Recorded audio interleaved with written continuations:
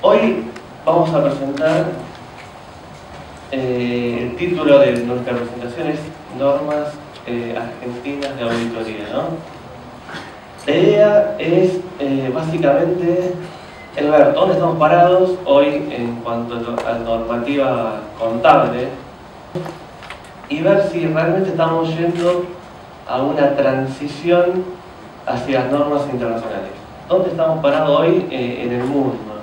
Los países que están en celeste son todos aquellos que en forma obligatoria u opcional se están aplicando las normas internacionales. Es muy importante de ver porque, bueno, como podrán ver, son muchos países, a su vez son los principales países del mundo. Por ejemplo, Argentina, ven que están en celeste. ¿Qué significa? Que estamos aplicando en cierta medida las normas internacionales de auditoría. Y bueno, hay otros países que están en blanco, que es lo que no están aplicando, y lo que están en negro, que podrán ver, bueno, Alaska, Estados Unidos, Colombia, India, Pakistán, Malasia, son aquellos países que están en una convergencia hacia las normas internacionales, pero todavía no es obligatorio. Como dato, los países que están pintados en celeste hoy aproximadamente es el 60% del PBI mundial. El 28 de mayo de este año, 2014, los organismos de emisores de normas en Estados Unidos y en Europa han dictado la primera norma internacional, que es la NIC 15, en cuanto al reconocimiento de ingresos. Eso es un hito, creemos, muy importante porque es la primera norma internacional que se pusieron de acuerdo las dos grandes potencias a nivel de emisión de normas, tanto Estados Unidos como el ente emisor de la Unión Europea, que sería el BI. Y bueno, han determinado esta norma, que es específicamente sobre reconocimiento de ingresos, pero bueno, creemos que es un paso muy importante para la aplicación de normas internacionales en su totalidad. Así que bueno, teniendo este mapa, digamos, teniendo este mapa, ahora vamos a entrar en todo lo que tenga que ver con normas de la auditoría de Argentina y bueno, y si estamos yendo o no hacia las normas internacionales. A partir de esta presentación que hace Damián sobre la situación internacional de normas de auditoría, vamos a enfocarnos en cuál es la normativa de auditoría en Argentina aplicable hoy y por qué creemos que Argentina, junto con el resto de la región, está en un proceso de transición hacia normas internacionales, tanto de información financiera como de auditoría, que es puntualmente lo que nos convoca en la presentación de hoy. Primeramente, en Argentina, la norma de auditoría que se venía utilizando hasta estos momentos, es la resolución técnica número 7, emitida por la Federación Argentina de Consejos Profesionales de Ciencias Económicas.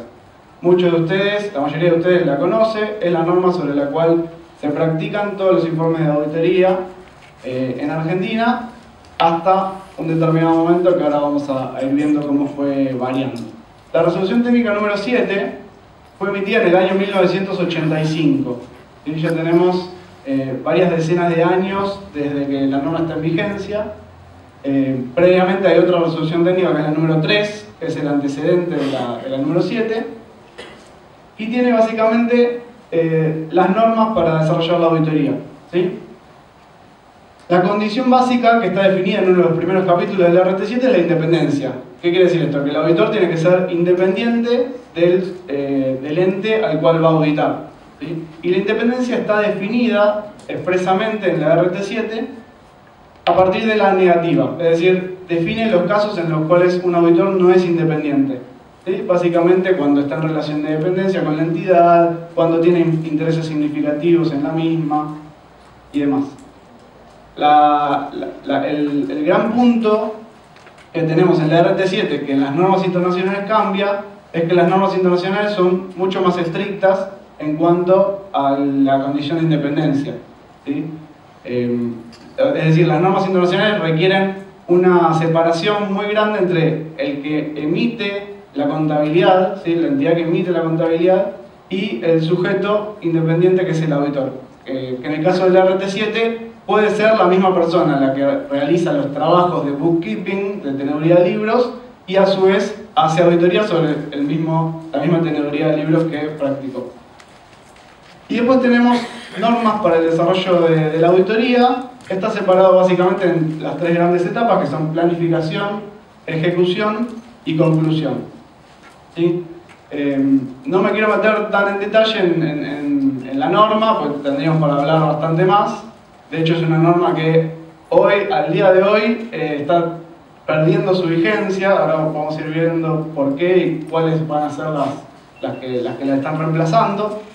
Pero lo que quiero mencionar es que es una norma general. Es decir, si ustedes miran esta resolución técnica número 7, tiene algunas carillas, no sé si tiene 10, si llega a 10 carillas, con lo cual es una norma de carácter general que brinda los principales lineamientos, pero no ayuda con detalles o con casos puntuales sobre cómo debe proceder un auditor a partir de determinados casos puntuales, que sí las normas internacionales son muchísimo más extensas en ese punto. Con respecto a la planificación, bueno, básicamente es la primera etapa del proceso de la auditoría. Es muy importante porque es donde se entiende el negocio del cliente, se identifican los potenciales riesgos que podría tener la auditoría, y a partir de esa identificación y evaluación de riesgos se van a ir diseñando, definiendo los procedimientos de auditoría que se van a aplicar en la etapa de ejecución. ¿Sí? Hay dos grandes enfoques que se pueden aplicar en una auditoría, como pueden ser el enfoque de cumplimiento hacia los controles o el enfoque sustantivo. Que cada enfoque se va a ir tomando en función de la evaluación de los riesgos que se hace en la planificación. ¿Sí? Si un auditor considera que puede confiar en el control interno de la entidad, entonces va a tender a aplicar un enfoque de auditoría hacia los controles, es decir, revisar la implementación de esos controles internos y confiar principalmente en que se están cumpliendo, ¿sí? Luego de probarlos. En cambio, si el control interno de la entidad no es el adecuado o requiere cambios, entonces es muy probable que el auditor se incline por un enfoque sustantivo, donde cada procedimiento de auditoría va a estar destinado a validar los saldos puntuales de cada cuenta que va a componer cada rubro de los estados contables. ¿Sí? Y por último tenemos la etapa de conclusión, donde a partir de todos los procedimientos que se fueron desarrollando, de la planificación previamente realizada, donde se valoran los riesgos, en la etapa de conclusión el auditor va a emitir una opinión y previamente analizando toda la evidencia de auditoría que fue recogiendo durante las etapas anteriores. ¿Sí? Y en esa etapa de conclusión se forma la opinión y se redacta el informe de auditoría. Eso sería básicamente la resolución técnica número 7. ¿Qué pasa? En Argentina, desde el año 2008, se viene haciendo un proceso de transición en cuanto a normativa contable. Que esto está instrumentado principalmente con la resolución técnica número 26. La resolución técnica número 26 lo que hizo fue adoptar las normas internacionales de información financiera para las entidades que estén bajo la fiscalización de CNB, con algunas excepciones. El año de emisión de la norma fue 2009 y lo que se hizo fue una transición que denominamos por etapas, ¿sí? Donde en cada nuevo balance, en cada nuevo ejercicio económico, a cada entidad se le requería algún paso más en la transición, hasta que finalmente los ejercicios económicos iniciados a partir del 1 de enero de 2012, esas entidades que están alcanzadas por la RT26 ya tienen la obligación de emitir sus estados financieros de acuerdo a normas internacionales de información financiera. Y acá es donde vemos el claro ejemplo de que Argentina está en un proceso de transición hacia normas internacionales. ¿Esto por qué es importante? Porque, como vimos en la presentación al principio de hoy, el mundo está cambiando constantemente y la profesión también está cambiando constantemente, y en Argentina puntualmente también. El mundo del mercado necesita que un mismo activo o un mismo pasivo, ya sea que esté en Sudáfrica, en España o en China, sea evaluado según los mismos criterios y sea expuesto en los estados financieros de determinada manera. Con lo cual, a nivel mundial, como vimos al principio de esta presentación, la mayoría de los países está con la transición hacia normas internacionales, tanto de información financiera como de auditoría. En Argentina, volviendo al caso local, como vemos, a partir de 2012, las entidades fiscalizadas por CNB, a excepción de las que están fiscalizadas a su vez por otros reguladores, como puede ser Banco Central, Superintendencia de Seguros, INAES, entre otros, ya están aplicando actualmente las normas internacionales de información financiera. A su vez, la RT26 permite que en forma optativa cualquier otra entidad pueda aplicarlo. ¿Sí? Con lo cual hoy cualquier entidad que no esté fiscalizada por CNB, una sociedad anónima común y corriente, digamos, puede aplicar en forma optativa las normas internacionales de información financiera a partir de la resolución técnica 26. Acá también para destacar que, por ejemplo, en las entidades reguladas por el Banco Central hay una norma muy reciente que es de febrero de este año, febrero de 2014, que una comunicación del Banco Central que comienza también la transición hacia normas internacionales de información financiera para las entidades financieras. Y es un proceso que está comenzó en febrero de 2014 con la emisión de la comunicación del Banco Central, y así como se hizo con la RT26, es un proceso por etapas que en el año 2017, si no me equivoco, ya van a estar aplicadas en forma completa las normas internacionales también para entidades financieras. ¿Sí? Y esperamos que lo mismo haga la Superintendencia de Seguros y el INAES en algún momento, ¿sí? Para completar esta transición que está ocurriendo.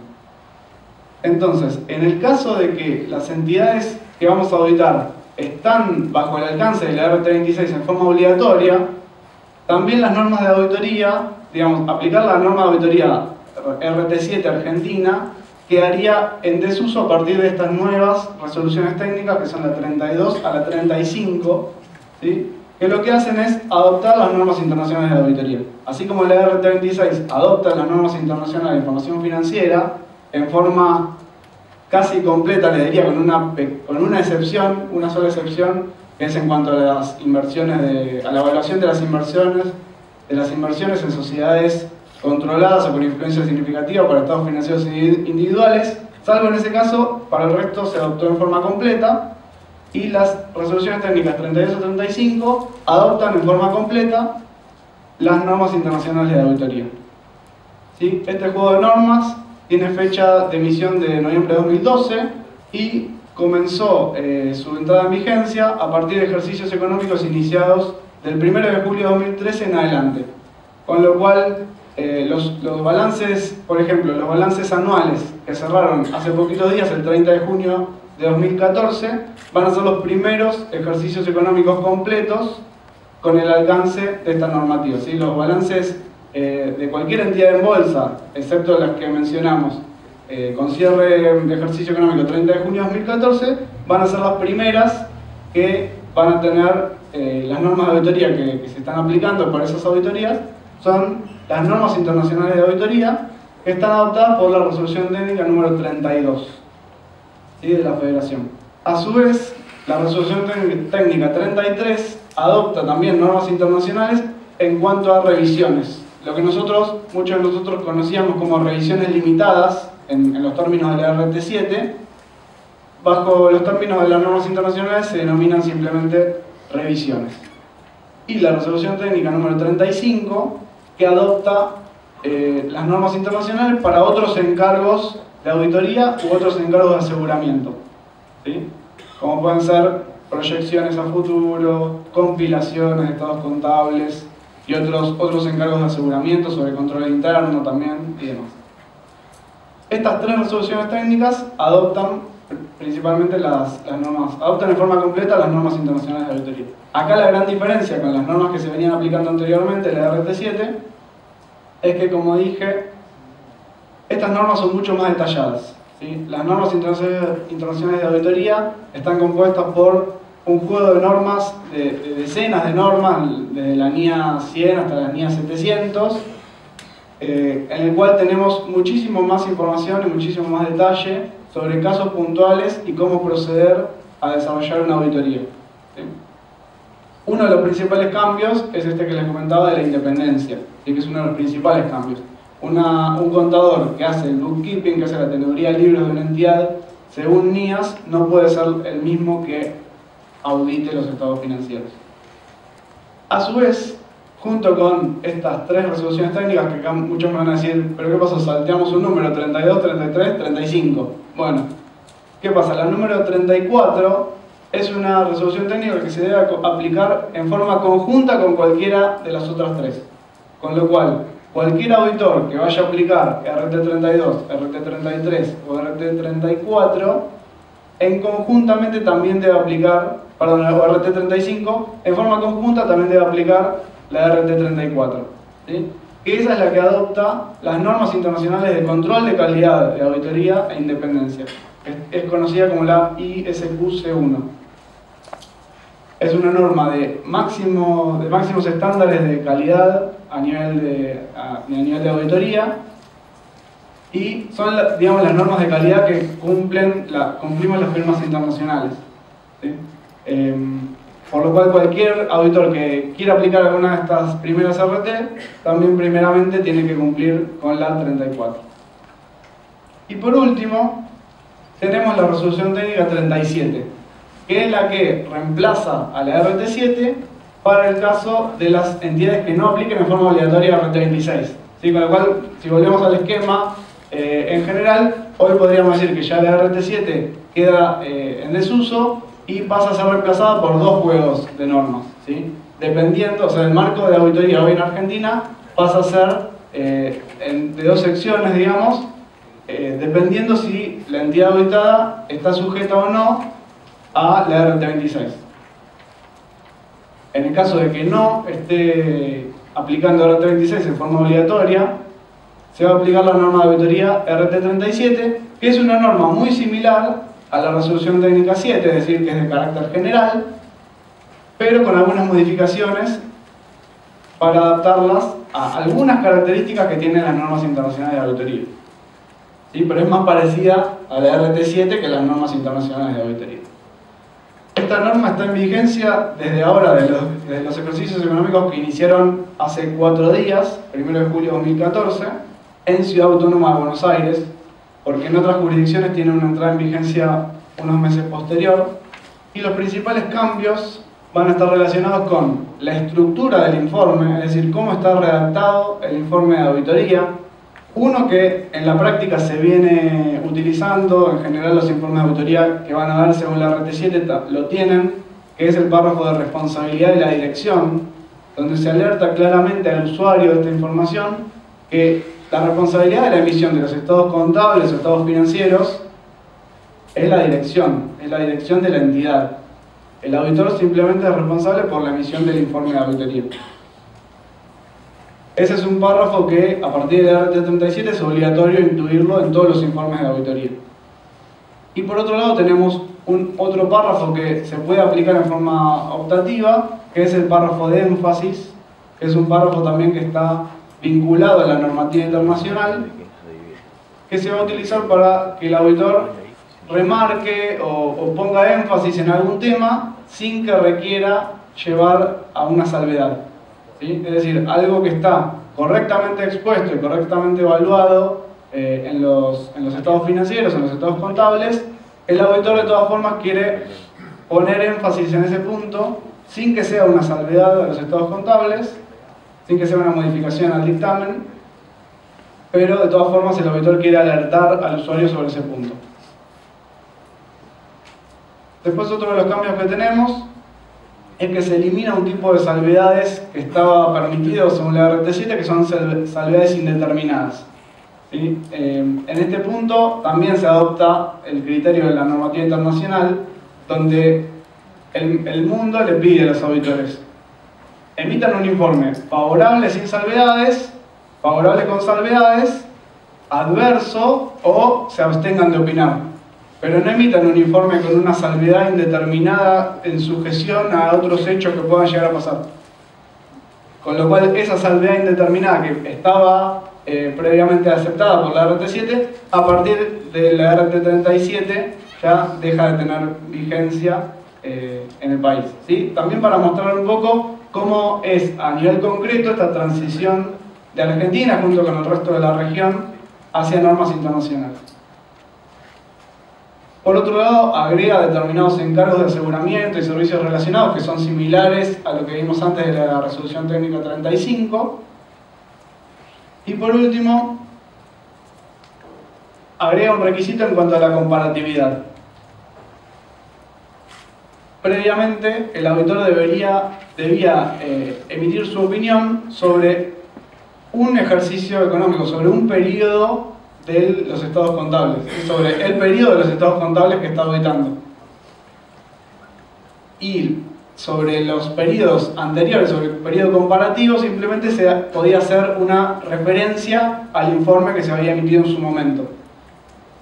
Actualmente, con la sanción de la RT37, el auditor debe dictaminar sobre dos periodos, sobre el periodo de los estados financieros y también sobre el periodo que se expone en forma comparativa, ¿sí? Hay dos maneras de redactar esta opinión. Una se llama estados contables comparativos, donde simplemente se dice al 31 de diciembre de 2013 y 2012, por ejemplo.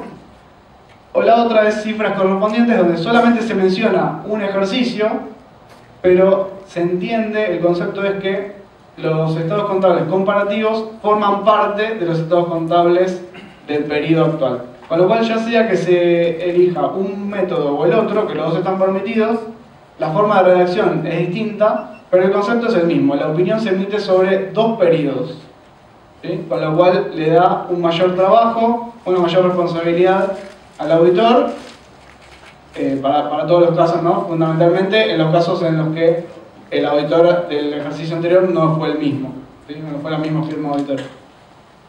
Y finalmente, para concluir la presentación, queríamos comentarle algunas de las conclusiones sobre por qué creemos nosotros que es bueno este camino que estamos adoptando, a qué ritmo lo estamos llevando y qué se puede esperar a futuro.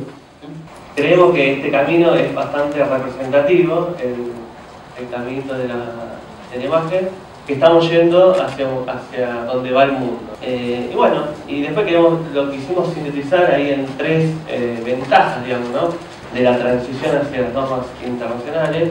¿Cuáles son? Bueno, primero, una alta calidad técnica, ¿no? Ya lo dijo Javier, las normas internacionales son los estándares más altos de calidad a nivel mundial que existen, normas contables y de auditoría. Son muy extensas, tienen mucho tiempo, mucho trabajo de estudio, de análisis, por lo tanto son lo más alto que podemos llegar a calidad técnica. Luego, uniformidad de normas a nivel mundial, que ya lo comentó Javier. El mundo está globalizado y los inversores se mueven muy rápido y necesitan que los activos de cualquier empresa, de cualquier sociedad, estén evaluados de la misma manera. Por lo tanto, es muy importante para las inversiones que pueda recibir nuestro país que los estados contables o estados financieros de nuestras sociedades estén bajo normas internacionales en lugar de las locales. Y bueno, y luego normas detalladas e ilustrativas. ¿Por qué? Porque en estas normas internacionales podemos encontrar muchos ejemplos, muchos artículos, artículos bien detallados y que bueno, nos facilita el trabajo de auditoría. Creemos que, bueno, estamos terminando la exposición, esperemos que les haya sido útil y bueno, y haber podido responder a la pregunta que nos hicimos al inicio. Y bueno, les agradecemos su atención. Muchas gracias.